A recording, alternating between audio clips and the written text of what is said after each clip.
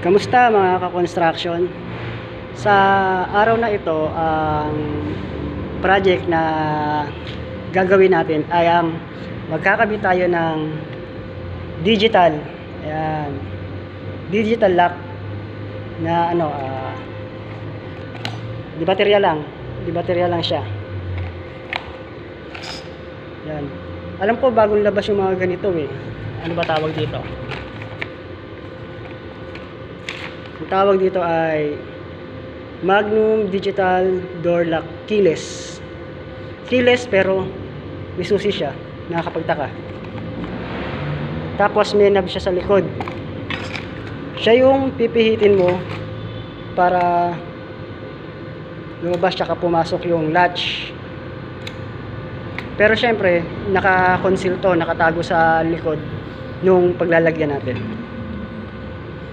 Bago tayo magsimula, huwag niyo pong kalimutang mag-like and subscribe sa aking video para updated kayo sa mga bago kong i-upload na videos at mga construction tips. At magtulungan tayo mga ka-construction. Okay, game. So, itong digital na lock na to ay ilalagay natin siya dito. Bubutasin natin yung plancha. Tapos doon natin siya ilalagay. Yan, ganyan ang kalalabasan niyan. Yan. Pero bago natin siya ikabit, para wala nang ligaw yung barrel bolt natin, weldingan muna natin siya.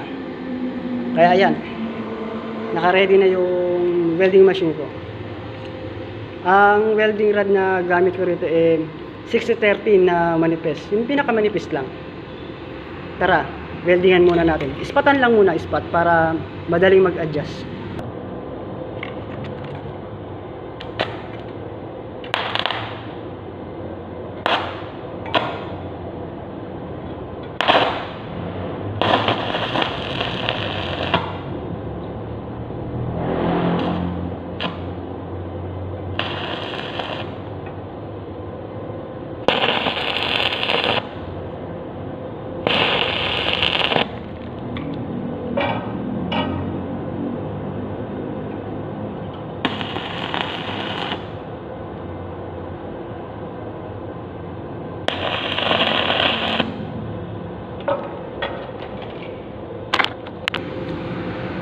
Ayan, na ispatan na natin yung apat na dulo.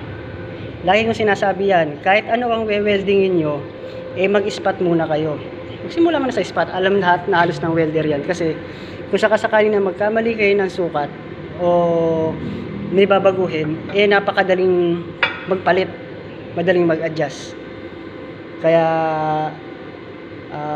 sige, dagdagan ko muna yung welding natin para mas stable pa. Ngayon stable na yung ating barrel bolt. Ayan, hindi na gumagalaw yung pinaka katawan. Kaya ang susunod naman natin gawin ay bubutasin natin to gamit oxygen cutter. Hindi iba tawag acetylene pero oxygen cutter talaga tawag dito. Ayan, sinet up ko na muna yung ating oxygen cutter. Kaya ngayon magbutas na tayo.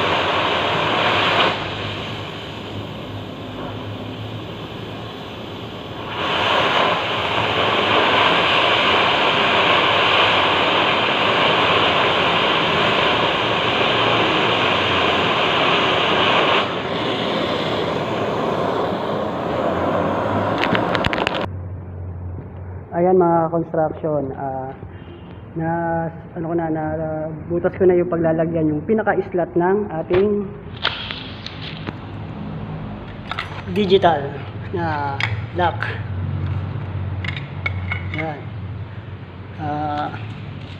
Pasensya na mga construction, pero tingin ko maglalagay na lang ako ng part 2 kung paano ko i-install to, kasi merong urgent na tawag sa opisina. Kailangan ko pumunta sa kabilang building. Kaya siguro ipapakita ko na lang yung next part. Salamat sa panonood at sana suportahan nyo pa rin ako. Salamat.